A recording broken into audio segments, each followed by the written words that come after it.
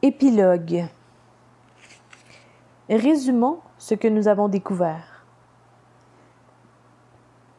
Si nous connaissons la théologie biblique de la souffrance et que nous nous en imprégnons, nous ne serons pas surpris quand le chagrin, la perte et la souffrance nous frapperont. Nous pourrons alors y répondre avec les divers moyens fournis par l'Écriture. En voici 10. Premièrement, nous devons distinguer les différentes souffrances. Certaines sont la conséquence de mauvais comportements. D'autres proviennent des trahisons et attaques des autres. On trouve ensuite les formes les plus répandues de pertes qui frappent tout le monde, indépendamment de notre manière de vivre, comme la mort d'un proche, la maladie, les difficultés financières ou notre propre mort imminente. On pourrait qualifier d'horrible une dernière catégorie de souffrance, dont ferait partie une fusillade dans une école primaire. Bien entendu, des cas de souffrance englobent plusieurs de ces catégories. Chaque type de souffrance engendre des sentiments différents. La première, la culpabilité et la honte. La deuxième, la colère et le ressentiment. La troisième, le chagrin et la peur. La quatrième, de la confusion et peut-être une révolte contre Dieu. Même si ces formes de souffrance ont des points communs, chacune nécessite une réponse particulière. Deuxièmement, il vous faut être conscient des divers tempéraments. Évitez de croire que Dieu vous aidera dans vos souffrances exactement de la même manière qu'il en a aidé d'autres. Pour Simone Wells, l'affliction amène à s'isoler, se replier sur soi-même, se condamner, à être en colère et à avoir une complicité avec la douleur.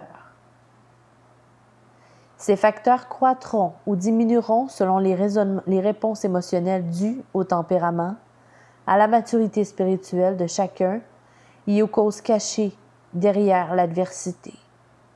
Il importe de s'adapter. Troisièmement, il y a les larmes.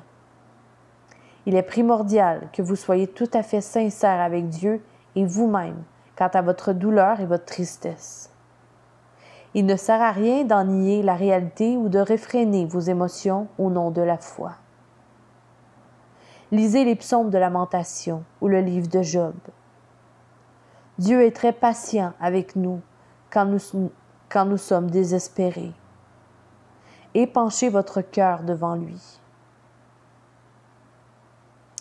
Quatrièmement, nous devons faire confiance.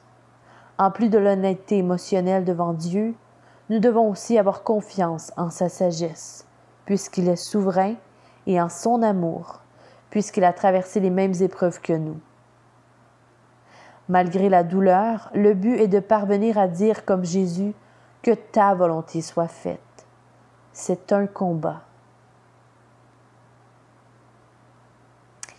Cinquièmement, nous devons prier.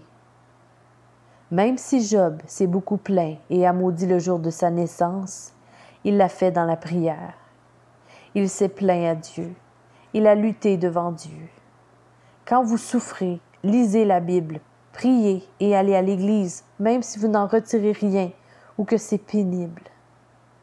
Simone Wells a dit que si vous ne pouvez pas aimer Dieu, vous devez vouloir l'aimer, ou du moins lui demander de vous aider à l'aimer.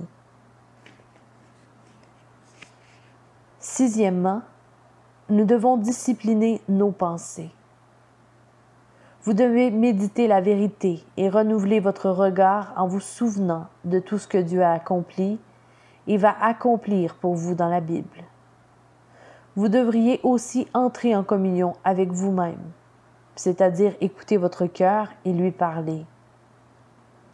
Il ne s'agit pas de vous forcer à avoir certaines émotions, mais plutôt de diriger vos pensées pour que tôt ou tard votre cœur les suive. L'espérance chrétienne en est la source. Si vous côtoyez la mort, la vôtre ou celle de quelqu'un d'autre, il est crucial de méditer sur le ciel, la résurrection et le monde parfait à venir. C'est également valable pour tout autre type de souffrance.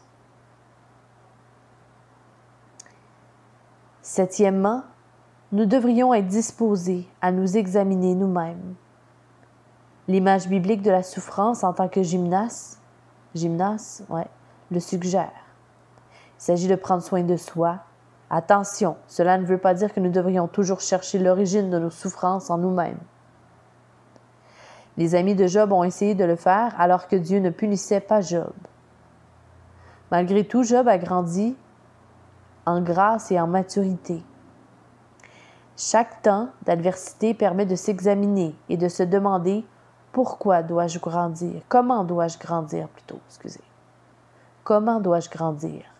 Quelle faiblesse cette période de difficulté révèle-t-elle? Huitièmement, nous devons classer ce que nous aimons. La souffrance révèle que nous aimons trop certaines choses et trop peu Dieu en comparaison. Nous souffrons souvent 2 fois plus pour avoir mis de bonnes choses à la première place.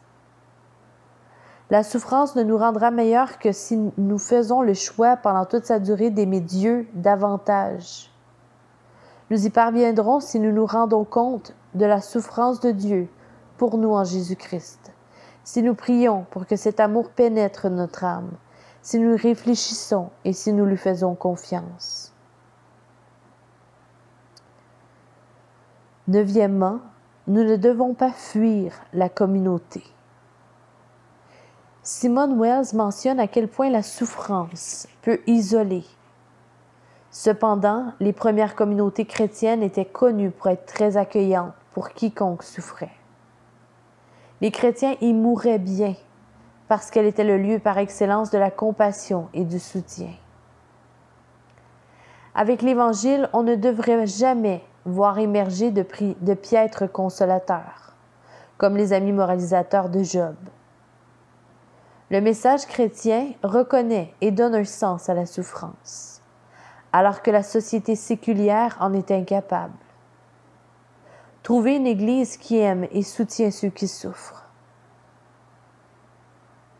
Enfin, dixièmement, certains types de souffrances, notamment les 2 premiers, nécessitent de recevoir la grâce et le pardon de Dieu et de les offrir aux autres.